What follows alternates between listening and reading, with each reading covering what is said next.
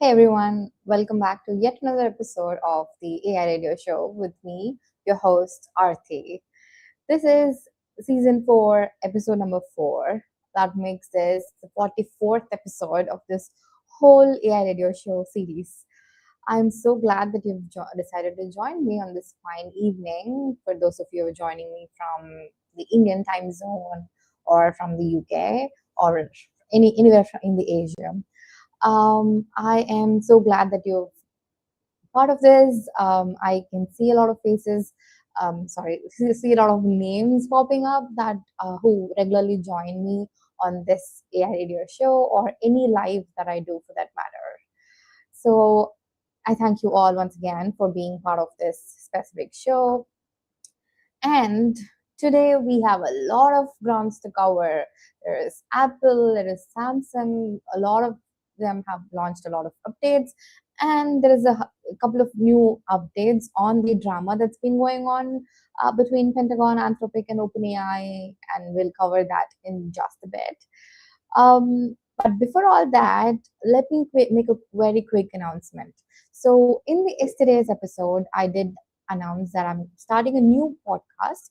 It's called the AI Sisterhood Podcast.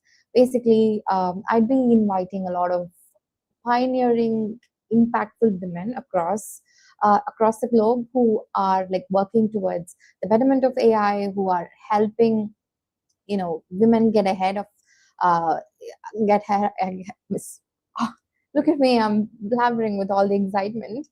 But my point is, this podcast is for spotlighting these pioneering women and letting the community know as to what they can bring forth and who you can follow. So I read this, incredible statistic which was alarming. To tell you the truth, because only 22% of women comprise the entire AI workforce, and it like reduces when you go up the tier. So in the executive level, it's like less than 14% of women comprise the executive level when it comes to the field of AI. So with this specific podcast, I aim to change that a perspective. So let me quickly introduce you to the guest of honor of this very first podcast that's going to be airing live this March 7th. Indian time, it's 9:30 p.m. And then she's joining us from North America, so it's going to be 10 a.m. for her. So stay tuned, and the link is like all over my socials. I just made an announcement post on LinkedIn, Instagram as well. So go ahead and add this to your watch list. Click on notify so you never miss it. At your calendar, save the date basically. So this specific conversation is going to be mind blowing, and I am pretty sure that Deb Haas, the pioneering woman, I've never met a woman in HR like this much dedicated towards AI. So this is going to be an amazing, mind blowing conversation. All right, so I'm pretty excited about it. I hope that you are as well. Now, that announcement is made. I just wanted to quickly mention about the workshop that I'm running. It's called the Irreplaceable OS, where I'll be teaching you how to use AI in your existing workflows, in your current role, so that you become irreplaceable or unfireable. Okay, so the QR code is on the top if you can scan it, or again, the link is available everywhere that you follow me, or visit my website, thearthiaicollective.com, and you can find the information over there as well. Or basically, DM me, I'll send it to you. So, with that cleared, with all the announcements out of the way, I am gonna get right into the main context of this show. So, let me quickly bring back the screen here.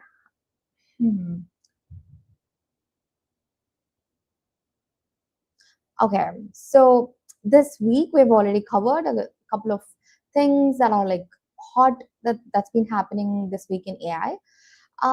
But again, let's run down to a couple of specifics that has just happened, like hot off the press. So there are a couple of things which you should know. Apple has launched a bunch of new things. I think like just now.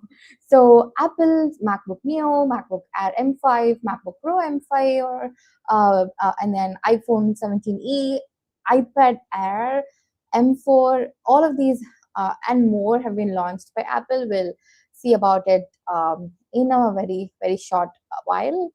And Samsung very recently also launched Galaxy S26, which is a very own agentic AI phone, which is like very much needed for 2026. I have Samsung S24 Ultra, and I want to trade up. The features are that amazing. All right, I'll tell you more about that as well. And there have been a bunch of AI models that have dropped, starting from ChatGPT 5.3 to a lot of bunch of different AI models from China as well.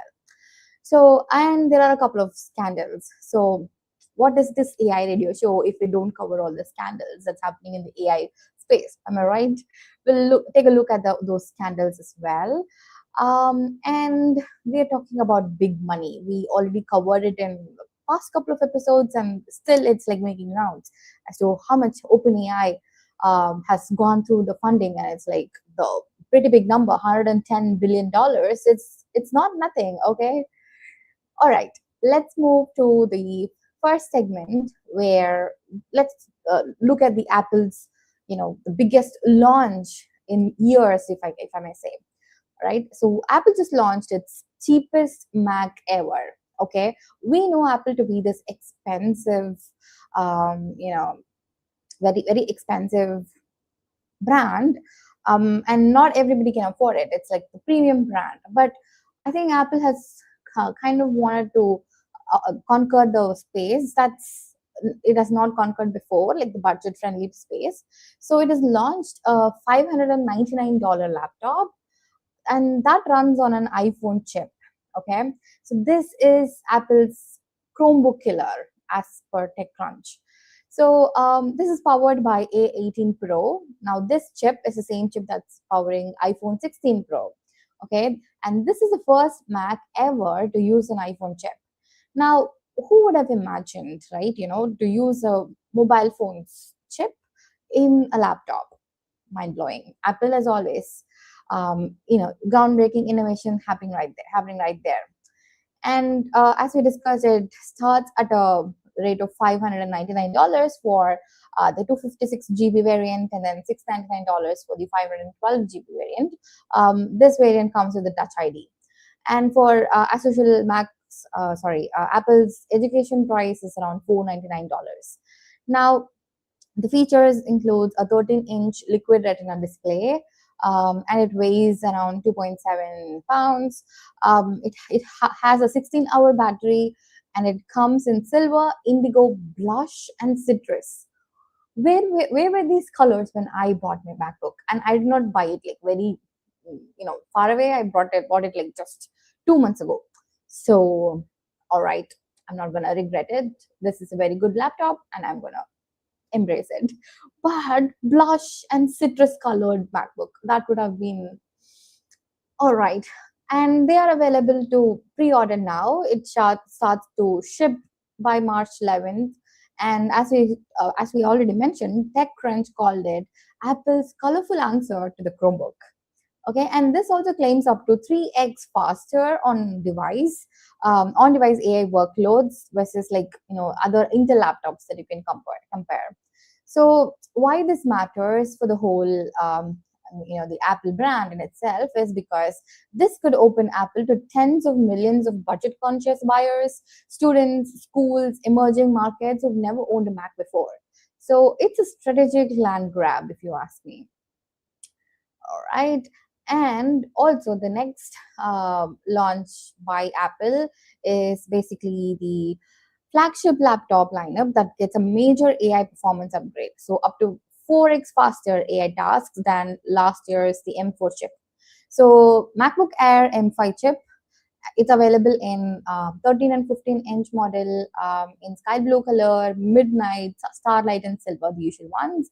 And it claims 4x faster AI task performance versus the MacBook Air M4 model. And this is a massive jump in just one generation, okay? And MacBook Pro gets M5 Pro and M5 Max chips for pro workloads, video editing, and machine learning model training, and all that. So they are also, you can pre-order it now, and all models ship from March 11th. Okay, and here is the hot take. Apple is quietly positioning every Mac as an AI machine, okay, even the budget ones. So why this matters? Because the M5 generation signals Apple's all-in bet on local on-device AI, running AI without the cloud, without subscriptions, on your own hardware.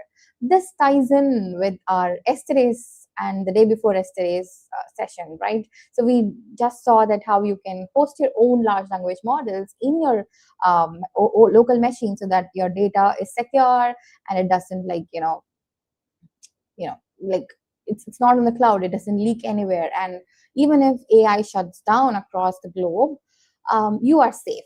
All right, so this is all Apple's announcement. And there is also one more.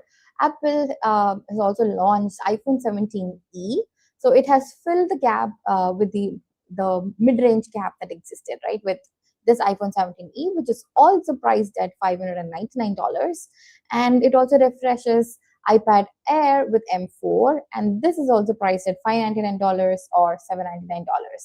And these are all AI capable devices for everybody out there.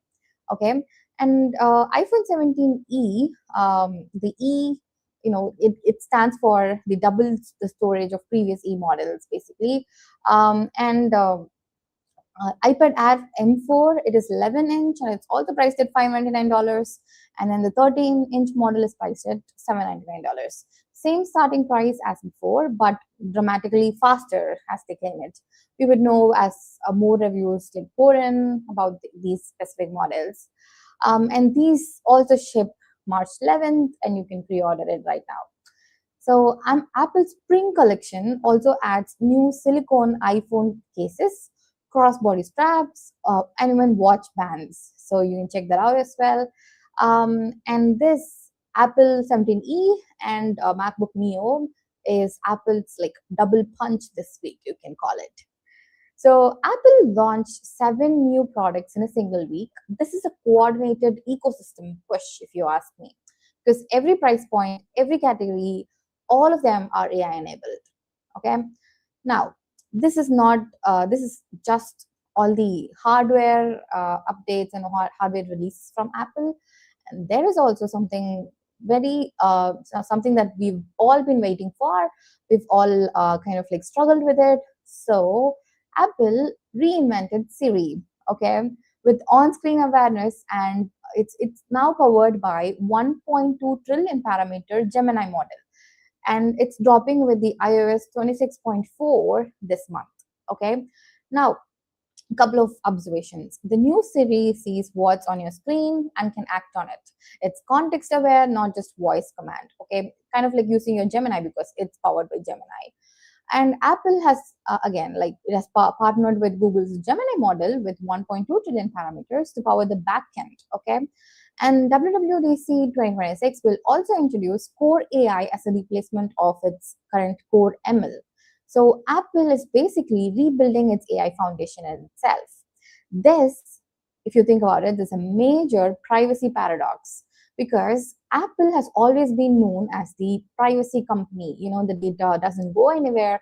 It's all within Apple. It's all within your system. This has been their unique selling point all over the years. But now it sends your data to Google's AI. How do you feel about it? Does this break your trust in Apple? Would you turn this feature off? Or would turning it off kind of make you miss all of these? Let me know in the comments. All right, I'd love to know about this. Now, because like billions of iPhone users could get a meaningfully smarter AI assistant overnight if it actually works. This is the mainstream AI moment we've all been waiting for, and this is bigger than ChatGPT's launch for regular customers, like back in 2022. All right, so that's all about Apple's announcement. Now, somebody who's not very well behind, Samsung. Okay, so Samsung has begun the agentic AI phone era. Okay, so this is something brand new. No other companies out there, at least the ones that I know of, has done this. So they've launched Galaxy S26, the series of models, and this is truly the beginning of agentic AI in your phones, in your hand, in the palm of your hand, you have agentic AI. Okay. This was unveiled in February 25 at Galaxy Unpacked, which happened in San Francisco. And this is also available from March 11th. Okay. And this specific phone, this model of Samsung's Galaxy, it handles multi-step tasks in the background. For example, book a taxi just by asking it. Okay, you need not do anything. You can just give it a voice prompt saying that, hey Bixby, or hey, whatever model they're going to be naming it. I think it's going to be Bixby. And book a taxi from here to there, and it handles everything for you. Okay, and also they have upgraded Bixby as a conversational device agent.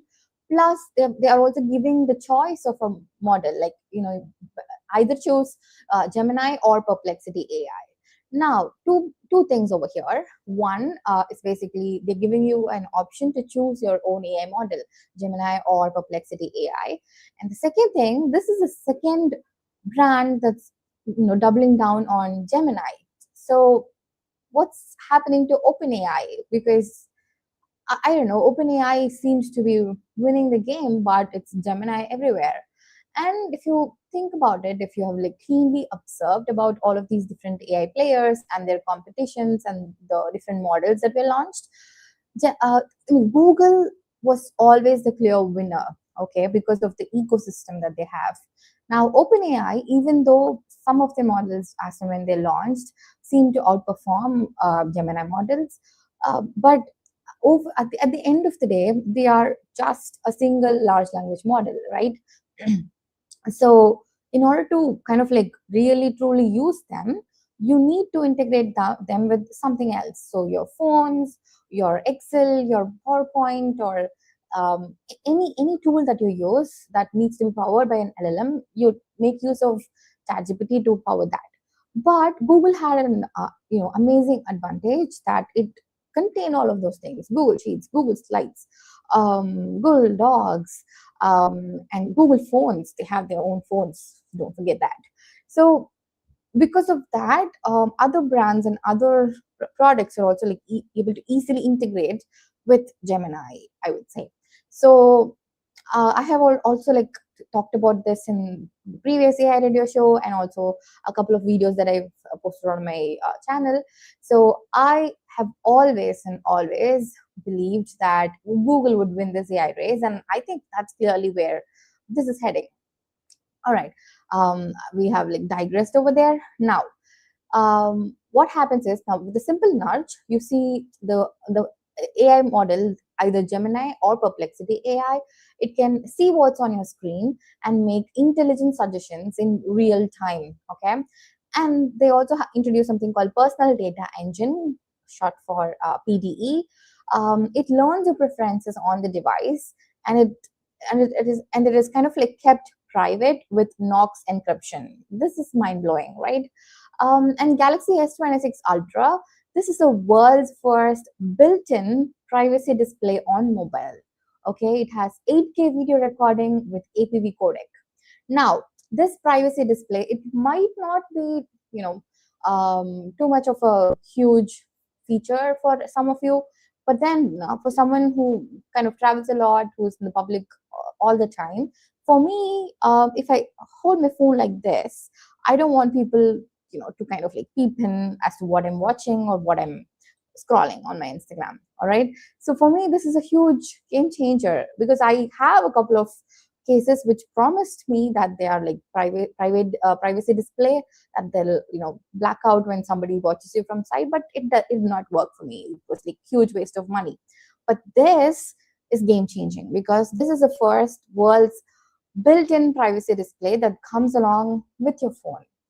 Okay, and Galaxy S26 Ultra is like 0.3 millimeter thinner than its predecessor, and it weighs around 214 grams. Okay, and the hot take over here is that Samsung said agentic more times than any company at any event in this year. Okay, so they are full on agentic mode now. Now, agentic AI on phones is the next frontier, because we all know, let's face it, we are in this AI agents era, and instead of you directing the AI anticipates and acts. So that's where we are all headed, right? And Galaxy S26 is the first mainstream attempt at this, and it ships in a couple of days. So go pre-order it now. And also Samsung's other moves over here. So basically, not just phones. Beyond the S26 phone, Samsung is also going big on enterprise AI and manufacturing transformation at MWC 2026. Okay, so we're talking about AI-driven factories by 2030. So Samsung announced plans to convert all global manufacturing into AI-driven facilities. So this might kind of alarm a couple of those. It can also be looked at AI replacing the human workers over there. But let's wait until everything is. Let's see where this is going, because we all feared that AI would kind of like replace humans and bring in a lot of layoffs, which does happen. I'm not going to ignore that, but it has also created a lot of new opportunities. In the interim, there was this new role called prompt engineer, and currently there is this amazing new niche that nobody seems to kind of like tap into, which is the AI orchestrator. Okay, because the problem statement, you know how to implement it, but then how do you integrate with the whole system? Okay, so this is a very niche, if you can call it, that nobody seems to kind of tap into. But if you are a listener here, You are at the forefront of knowing all of these insights before anybody else finds out. So go check out what AI orchestrator means, and I'll also post a video about it. Okay, and also Samsung showcased Galaxy AI. It was connected to a bunch of ecosystem like phones, TVs, appliances. They were all linked by AI. Okay, and Samsung and AMD kind of reinforced collaboration to advance AI powered network innovations. And Samsung and Nvidia collaborated, and they are moving towards the next stride toward AI native software driven networks. Samsung Wallet Digital Home Key. Okay, this launched March 2, and your phone is now your door basically. Okay, yes, and Samsung targeting 800 million Gemini AI equipped devices by end of 2026, doubling current footprint. So this is all an amazing path forward for Samsung. And why it matters is because Samsung, they are not just making phones, but it's trying to become the world's largest AI integrated manufacturer. So think of your fridge, your TV, your washing machine, your air conditioner, anything Samsung, it will be powered by AI, and you can control it via your phone, just to voice control it. So we're looking at the next episode of Black Mirror here, if you will, but it's all exciting, right? Now, let's take a look at GPT 5.3 that was launched by OpenAI. And OpenAI kind of admits that, yeah, ChatGPT was too cringe. So they dropped their GPT 5.3 instant on March 3rd, just like 2 days ago, with a focus on fixing ChatGPT's overcautious, preachy personality. How many of you felt it? Yes, they kind of actually use the word cringe. Okay. And GPT 5.3 instant is now live for all ChatGPT users, free and paid. Couple of key changes in this specific model. It stops over apologizing, moralizing, and adding defensive caveats when it doesn't need to. Basically, it answers your questions very clearly, very openly. And fewer unnecessary refusals were there. So it won't assume bad intent and lecture you before answering. So all of those were removed. And some of the experts have claimed that hallucinations have dropped by 26.8% when using web search results, which is a significant accuracy jump basically. And GPT 5.3 Codex also launched. OpenAI calls it their most capable agentic coding model up to date. So, have anybody listening to this episode, have you used Codex, OpenAI's Codex? Let me know. I've not tried it yet, but I'm always anti-gravity fan. I always promote it on all of the episodes and all the workshops that I can, kind of conduct. And GPT 5.4 is like already being hinted at. Okay, OpenAI is clearly on a 2 to 3 week release cadence now. So with just like GPT 5.3 launching just 2 days ago, we can expect GPT 5.4 in couple of weeks. And GPT 5.2 instant sticks around as a legacy option for paid users until June 3rd, 2026. Okay, and here's a hot take over here. OpenAI admitting that their AI was too cringe is, if you think about it, it's like very on brand for them in 2026.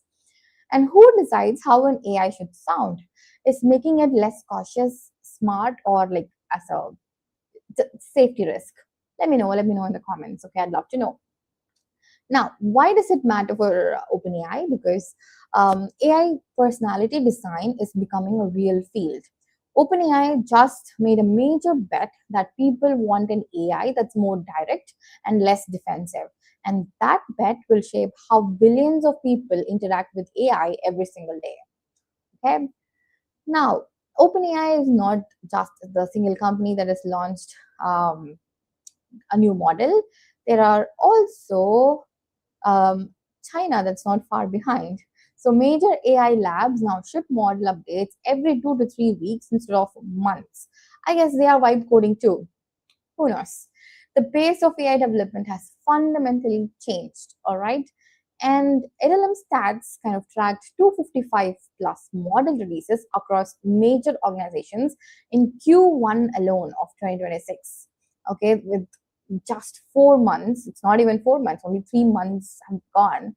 and Claude Opus 4.6, which was launched in February 5, and Claude Sonnet 4.6, which was launched in February 17 from Anthropic, latest frontier models. GPT 5.3 Codex launched on February 5 from OpenAI, optimized for code generation and complex reasoning. And Gemini 3.1 Pro, which was launched on February 19th from Google, dominates 13 of 16 major AI benchmarks. And Grok 4.20, which was launched on February 17th from XAI, unique 4-agent architecture for parallel reasoning. And DeepSeek version 4 expected imminently with 1 trillion parameters and native multimodal capabilities. So the hot take over here is when every lab ships every 2 weeks, how do you even keep up as a consumer? Well, I know the answer for that. You tune into the AI radio show where I tell you all about it. Okay? So it's as simple as that. You just, tune in every day, Monday to Friday, between 8 to 9 p.m. if you're joining in from India. So yeah, that's it. I tell you everything that's going on in the AI world, right? And every fresh out of the press. So that's how you keep up with new AI models and new AI news. And we are now in a world of permanent AI upgrade cycles. The model you're using today has already become yesterday's news. Okay, so I mean, it's only the matter of time that how we're going to be evolving into what kind of models we're using. So anybody who can build a product which can accommodate models which like this instantly, and I think it ties to Samsung's choice of models. Like Samsung gives you Gemini versus Perplexity AI for you to use. So I think such a change needs to arrive in the coming days, because you should not be stuck in an old version of the model. I guess Lovable kind of made an announcement about it, that when Opus 4.6 from Anthropic was launched, they were able to kind of integrate it with their system within like matter of hours. So it was launched in the evening, I guess, and then by morning they had it integrated. So I think that kind of speed needs to be done for people who are kind of using these different AI models in their ecosystem as well.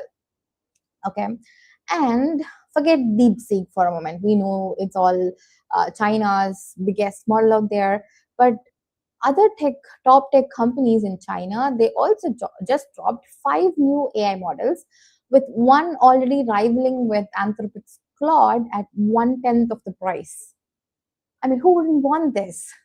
So Alibaba's Quen 3.5, ByteDance's Seedance 2.0, which is a video generation model, Minimax's M2.5 model, and Zippo's GLM 5.0, Moonshot's Kimi 2.5.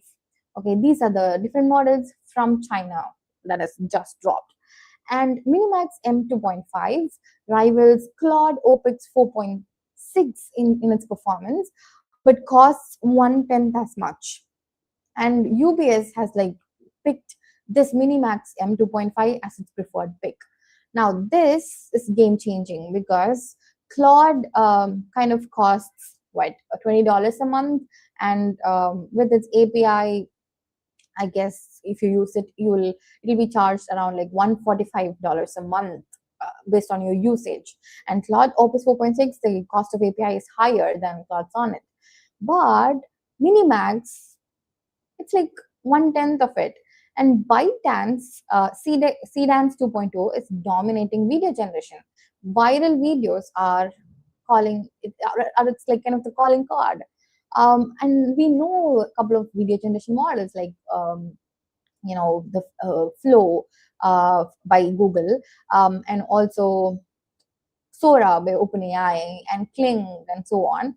But ByteDance's Seedance 2.0 seems to be dominating the market. And Baidu, the company, they spent $72 million for marketing, as well as Tencent spent around $145 million, Alibaba around $434 million. These are the amounts that these companies spend for just for marketing, just to get the users to try their AI. Okay. China now has dozens of LLMs deployed in production across cloud, enterprise, and consumer apps. And now, is Western AI losing the price war? Can Claude or GPT survive at $145 a month if China offers the same for $15? I know, I don't know. What would you do? Would you trust the Chinese models? A lot of them are open source as well, so you can practically host them on your machine and not, depend on any cloud if you are worried about privacy concerns. But I guess the Western models need to kind of keep up with the Chinese pricing at least. So Chinese AI is like no longer just catching up, it's like competing head on head with and based on quality as well, and also undercutting the price. This reshapes the global AI market. So a lot of people are would get access to these models. A lot of people, the AI literacy would increase, which is what I want. So I guess China is helping achieve my goals. Now, what live show would be if we do not speak of a couple of scandals? Okay, we saw about Grok's deepfake lawsuit. Okay, so Elon Musk's Grok AI, it generated 6,700 deepfake, which were non-consensual and they were sexual, and these images were generated per hour. Okay, 6,700 deepfakes per hour, which is 84 times more than top 5 deepfake websites combined. Let that sink in. Now, researchers clocked Grok at 6,700 sexually suggestive or nudified images per hour from user requests. That's, as we saw it, 84 times more deepfake output. Now, France launched a criminal investigation and prosecutors raided X's Paris office on February 3rd. Indonesia, Malaysia, Philippines, they all temporarily blocked Grok entirely. California also ordered Musk's AI company to immediately stop sharing sexual deepfakes. Musk's response in his deposition, you must hear it, okay? He said, nobody committed suicide because of Grok. And that's a quote. He made it in his deposition.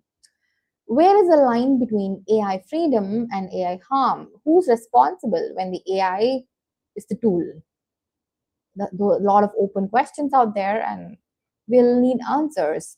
The answer for these are AI governance and AI security in place. So that's again a growing on-demand role when AI becomes the mainstream.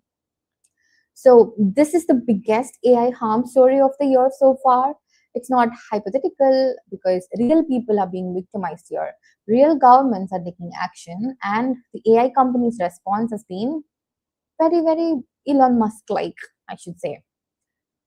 Now, moving on to the scandal number two, which is Trump bans Anthropic. This is old news.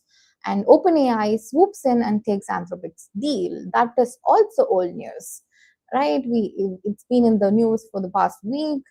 And Pentagon, it tried to remove restrictions in Anthropic's contract. Anthropic refused it. So the restrictions were no domestic surveillance and no fully autonomous weapons. These were Anthropic's restrictions. But I guess Pentagon wanted to do those. So they kind of like, what they did was Pentagon retaliated by classifying Anthropic as a supply chain risk. The ban was sweeping, like no contractor doing business with the US military may work with Anthropic. Now, this is huge because previous supply chain risk categorization was majorly for these Chinese spy companies and so on, but Anthropic is based in San Francisco. It's like US based company. And Anthropic said it will sue if the threat is enforced. OpenAI then announced Pentagon deal the same week, allowing classified military use of its tech. CEO Sam Altman said the negotiations were definitely rushed and admitted it awkward. Okay, and 900 Google and OpenAI and other tech workers signed a letter demanding limits on military AI use. So let's focus on what's happening here. OpenAI kind of signed a deal with the Pentagon, but employees who work in OpenAI and Google, 900 people combined, they have signed a letter to kind of limit the amount of military AI use, which is huge, right? And XAI's models also approved for classified government settings alongside OpenAI. Now, Grok already generates so many, adult and sexual deepfake content. Now, Grok, if it's like along with its parallel agentic reasoning, it's used for military purposes and domestic surveillance. I don't know what's going to happen. So, should AI companies draw ethical red lines with governments, or is it their customers' decision? So, only time will tell, I guess. Now, also, we have to like kind of congratulate Anthropic over here, Anthropic stand over here. So it's basically what Iron Man did, if you think about it. So when his company, when he learned that his missiles and all the, the different military equipments were used for very, very wrong purposes, he immediately stopped all of those things. And because of that, he faced a lot of backlashes, which is what Anthropic is doing as well. So I guess a lot of different AI companies need to kind of take the stand against it, and also us humans, like the other users of these different AI models, we are also taking a stand. And because a lot of people have already quit ChatGPT and then moved to Anthropic, and this is the huge quit GPT movement that's been going on. Okay, and this is the first major AI company versus government standoff on military ethics, and it's happening at the highest levels, as we can see. Yeah. And speaking of the ethical use of AI, one other thing happened this week. So, a major AI research conference was hacked. It revealed thousands of reviewers' identities. Some were then bribed, threatened, and intimidated to change their paper assessments. Where is the world heading? Now, ICLR, International Conference on Learning Representations, this suffered a huge data breach. The author and reviewer data were scraped and widely circulated online. After researchers received threatening messages demanding they change paper review scores, ICLR confirmed reviewers were threatened, bribed, and harassed by third parties. ICLR is one of the most prestigious AI research conferences in the world, and acceptance literally equals like career making.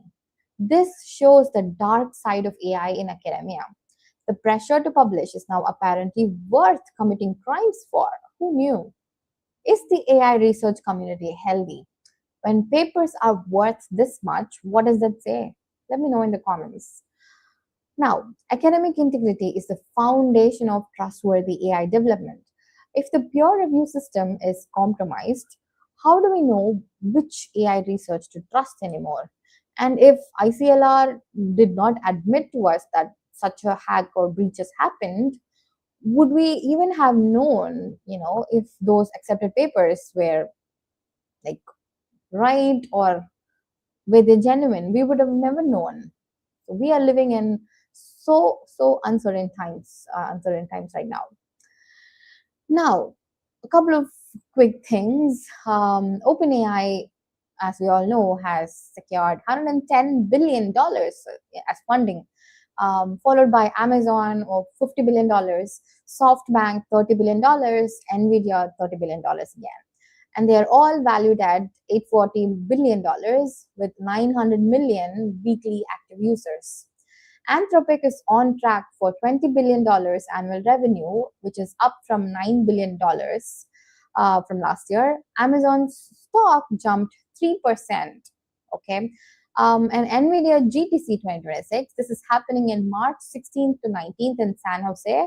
And Jensen Huang keynote plus 1,000 plus sessions are planned to happen. And this is practically like the AI Super Bowl. Okay. And SpaceX and XAI have merged. I didn't know that they were, I knew they were two separate entities, but then isn't both owned by Elon Musk? Apparently, those two companies have been merged right now. So Musk is embedding Grok models into autonomous spacecraft and Mars colony ops, which is fantastic. I think this is one good use of AI if you think about it, because we are very, very back when you talk about AI, space research. So maybe you putting AI for use in space research is a game changer we've all been waiting for. Now, also, an AI model which streamlines protein based drug design could save pharma companies billions of dollars. So, this breakthrough was done by MIT. And there is this Psych Adapter, which is a new AI system which adapts LLMs to reflect specific personality traits with 98.7% accuracy. And Amazon's 18 billion euros investment in Spain data centers through 2035. This means that AI is now a real estate story. Singapore and South Korea, they have this $300 million AI Alliance Fund by 2030. Asia enters the AI geopolitics game. Finally, 4 major ad agencies are now using Anthropic Claude to automate brand tasks. Creative teams are refocusing on strategy. I believe this was inspired by Anthropic's Super Bowl ad, if I'm not wrong. Now, Samsung Wallet Digital Home Key. I don't know if you have noticed it. Those of you who own a Samsung mobile, you would have received a notification starting from March 2 that your Galaxy phone is now your door lock, basically. Now, couple of things which we have covered very recently. So basically, Apple is $599. MacBook Neo has launched. Would you buy it? Is it actually affordable or just cheap for Apple? Now, Samsung says AI should work for you proactively. Does that excite you or kind of creep you out? Grok generating 6,700 deepfakes per hour. Now, whose fault is it? Musk, the users, us, or the government for not regulating it sooner? Anthropic stood up to the Pentagon and got banned. OpenAI signed the deal. Now, who made the right call? China's Minimax M2.5 rivals Claude at 1/10 of the price. Does AI origin country matter to you? Would you use a Chinese model? OpenAI says ChatGPT was too cringe and fixed it. Did you notice? Did you find any difference? Do you prefer a more direct AI or a cautious one? Let me know. If AI models are now updating every 2 to 3 weeks, how do you keep up? What's your strategy other than following me in the AI radio show? So, with that, we've covered a lot of different stories today, a lot of announcements, a lot of updates, a lot of new models, a lot of geopolitical fights that's been going on. So, I think you'd have learned a lot today from this episode. And again, a quick reiteration on a couple of announcements. So we are going to be I'm going to be hosting the first ever AI Sisterhood podcast, which is launching on March 7th. So go ahead, if you have not already added this to your playlist, add it to your playlist, subscribe to my YouTube channel so you get notified whenever a new episode drops or whenever I go live. So that's my update. And the second update is scan the QR code that you see on the screen, or just simply visit my website and join my Irreplaceable OS workshop, where I teach you to kind of become irreplaceable in the AI era in your current role without actually uprooting yourself and kind of, switching into a entirely new role. How to apply AI in your existing role and become unfireable or irreplaceable. Okay, so that's another announcement. And there is also one other announcement that's coming up, which is, let me quickly show it to you, shall I? So if you go on my website, the rthacollective.com, and go in here and click on workshops, you get this. This is your build your own AI assistant. Okay. So this is where I teach you how you can build your own Jarvis style agent. Okay. So this agent is basically a multiple tools connected agent. So it can, see you, it can talk to you, it can check the weather for you, it can get the news for you, all of those things. Okay. And I will kind of drop this link as well in the chat. So you can register if you would like to join for the Build Your Own Jarvis workshop. Okay, let me drop it in the chat so you have it handy. This workshop is on like April 12th, if I'm not wrong. Yeah, it's on April 12th. So and the seats are very limited. So secure it today so that you don't miss out on this specific workshop. So you can build your own Jarvis. I taught this workshop in person and it was a huge success. So I'm relaunching it again online so that those of you who could not make it to the in-person workshop, you can attend it online. And this Jarvis contains additional features. So who knows? You could be building the next big thing that India wants. Yeah, that's one more update for you. Um, and I guess with that, we've covered all the updates and also I've made all the announcements. So I'll see you tomorrow with yet another new episode, yet another amazing news that's going to be dropping in today and tomorrow. So, yeah, with that, this is Aarti signing off.